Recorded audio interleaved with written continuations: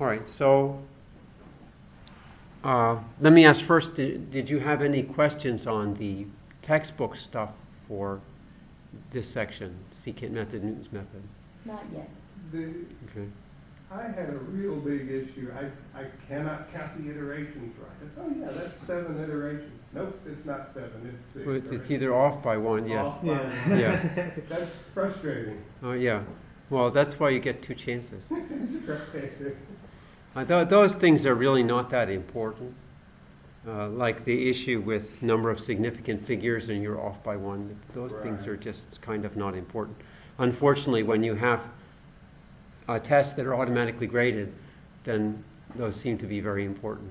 But that is why I give you a little slack so you get 2 chances. But I like this subject because it is pretty intuitive how these things work. And so this week we'll do programming. Now, a lot of people have expressed extreme fear and trembling about programming. So I'm trying to give more support. So Anthony is grad assistant this semester. So he is support person for programming when I'm not available. Now I don't remember if I did it for this class, but hi. But maybe if you could send I don't know who all would need help, but make sure everybody has my email. Well, can't they email you in Canvas? Oh, that's true. Okay, that's true. So I forget that.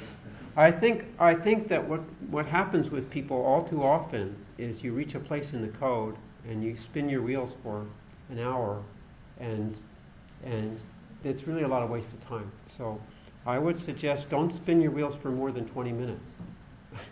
All right, and then if you can't make progress, you can call me. I think you have my number, 585 number. You can call me. It will ring in my Hangouts if I'm there. If you don't get me, then you can email me and Anthony, and then one of us will try to answer. Now, I thought that maybe we could just email the whole class and then anybody can answer. Maybe that would be a better way to do it. What do you think? Mm-hmm. If you just have why don't we just do that? If you've reached a sticking point with the code, then just email everybody, and then the first person who can answer will answer. So I think that's a good way. Yeah, if you email Canvas, I'll also get a notification immediately if I'm around. So that should be a good way. Because I really do. Because I do think this is a good chance for you to learn coding if we really support each other. Coding is difficult to learn on your own because of the fact that when you get stuck, then you might spend days trying to figure out what's wrong. But when you get 2 or 3 people looking at it, it really can speed things along quite a bit. Instead of email, would a discussion board be better? Well, not for me, because if you put it on the discussion board, I'm not going to check it. If you email, it rings, and I get it, and I know right away. I don't know if you can do that with the discussion board. I mean, with the discussion board, then you have to go there on purpose, right? To look at the. I suppose the disadvantage of email is that it adds to your junk. But I don't know. I think the disadvantage outweighs the advantage. Okay.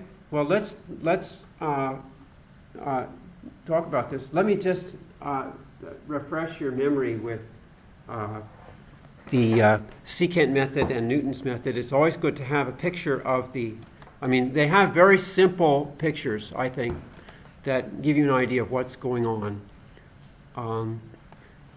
Let me open this. I did have a question. Sure. Like the secant. Yes. I had issues with my estimate being incorrect at the end of the problem. Right. I think I solved it by oh, wait a minute.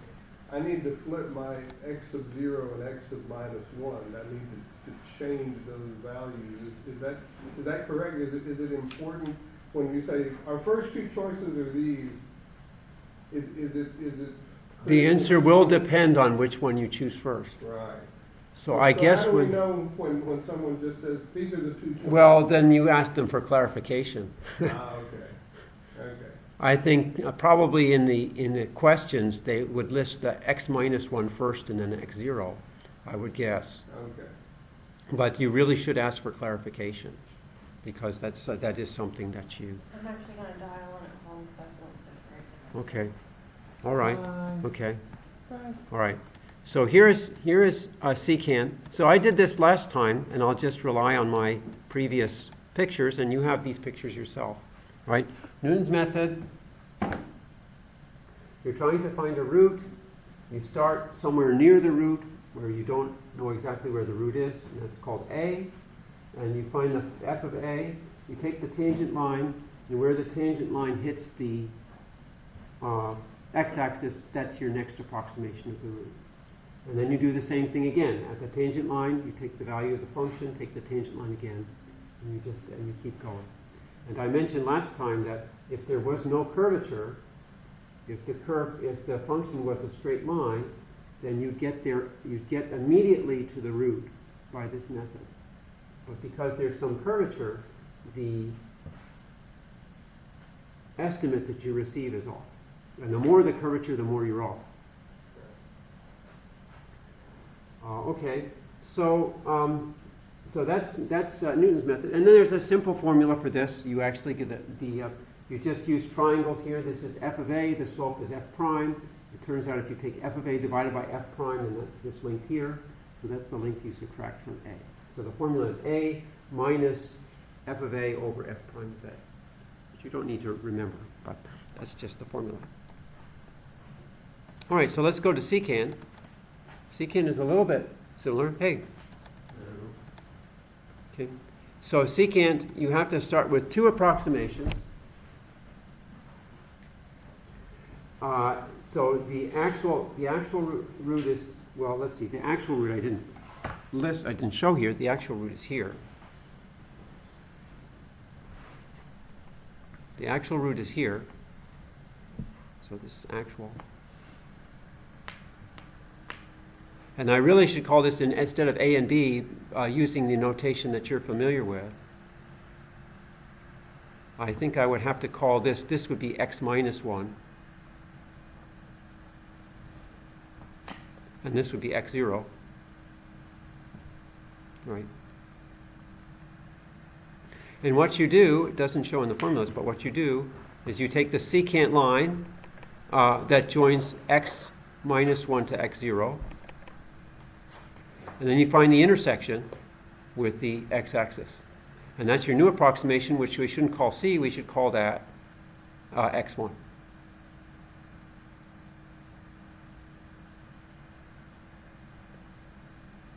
Okay. And then this is not f of c, this is f of x1.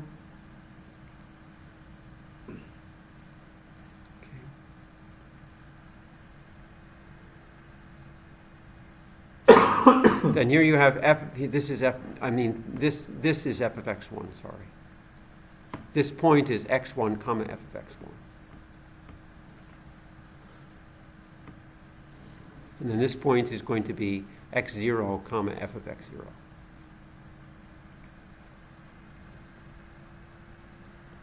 And of course, this point down here is x minus 1 comma f of x minus 1.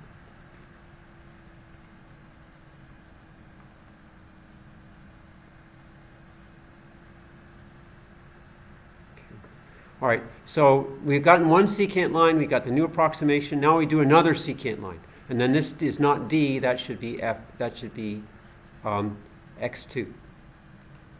Whoops, sorry. Okay, fortunately I can recover. Get it. Oops, there we go. So this is X2. Whoops. And then you continue, right? You do the same thing with x1 and x2 that you did with x2 and x1. So you're getting a sequence of secant lines that should get closer and closer and closer to your that get closer and closer and closer to your point. Now, it isn't always true that the root is between the two x's. Like in this case, you have x1 and x2. They're both to the left of the root. But if you think about it, if you take this secant line, it's still very close to the root. So you're still getting closer and closer. And you're going to have a rate of convergence, which it's kind of a interesting, and I'll talk about that also. All right. So this is this is what we're going to focus on today. Now I emailed you 2 notebooks. We're not going to do the Newton one today, but I'm just going to discuss it a little bit. The Newton one, I give the formula, and then here's a video. And I think in the video I actually construct the code, so you can watch the video and see how to construct it. And then there's some additional exercises which I'm going to update before I assign them. So if you do the video correctly, it's going to look something like this. And then there's a couple of other things that you have to do. Here, but I'm going to update these before I give them to you. So what we're going to focus on today is secant method. All right? And let's just review what the steps here, and then I'll let you guys work together to try to construct this code. All right? So this is the following code. Implement the secant method. So I give you a specific example of a function that you want to do. So you want to find a root of the function f of x equals cosine x. Now cosine x, of course, has several roots. Now I think that in the theory you found out that it will converge to one of the roots. And in this case, let's see. Here you have x of 0 is 2.5, x of 1 is 2. Now what are the roots of cosine? There's, let's see. What are the roots of cosine? Pi over 2? Okay, pi over 2 is like 1.5, something like that. 1.5708, right? What's the next root of cosine? 3 pi over 2 is something like what?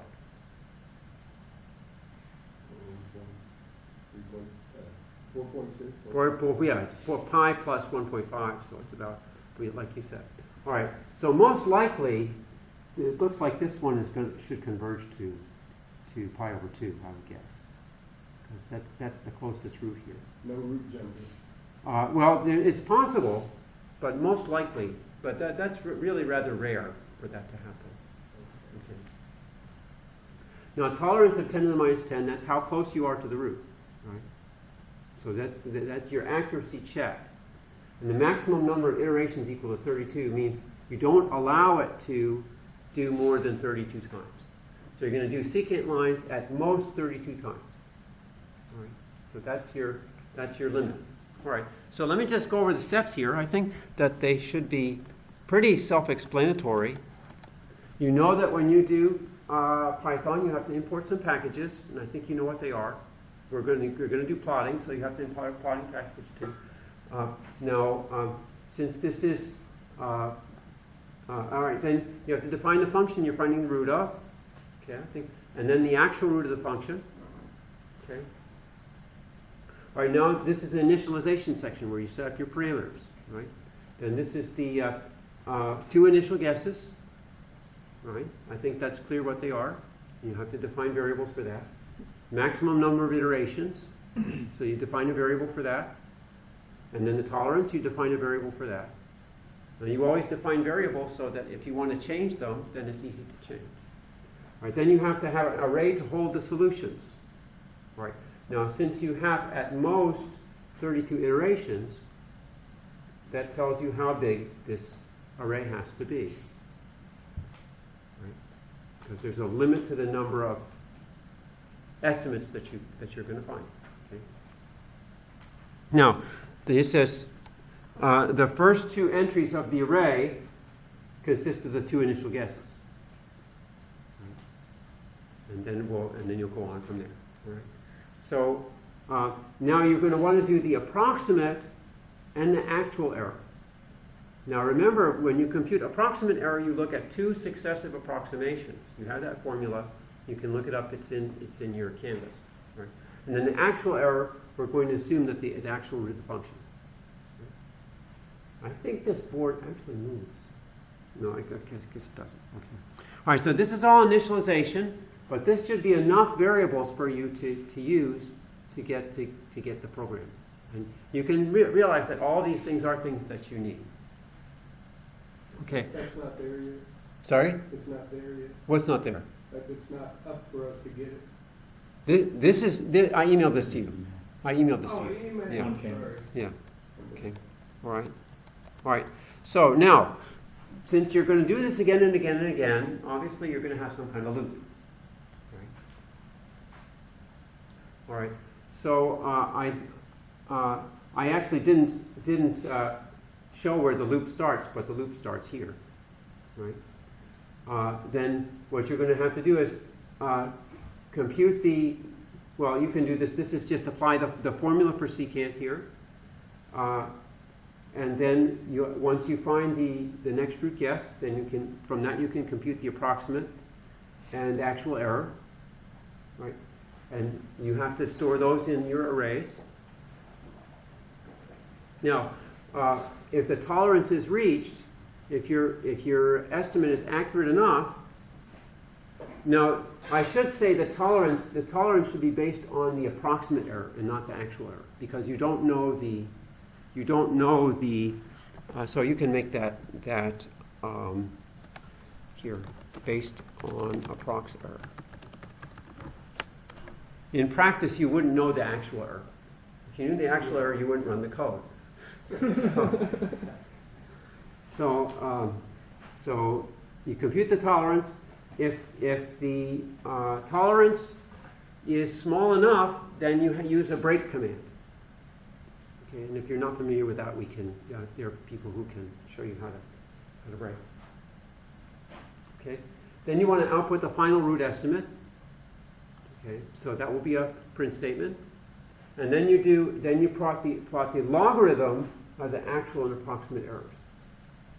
All right. Now, if you remember before, we did log plots, but that's when we were using delta x and not number of iterations. In this case, we're just going to plot the logarithm of the actual and approximate error. All right, and add labels and titles to your plots, and I think that's it.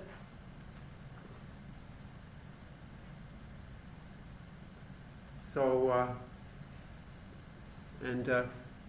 we're all here to help, and so I think that we'll be able to knock this out within the next hour or so. So let's give it a shot.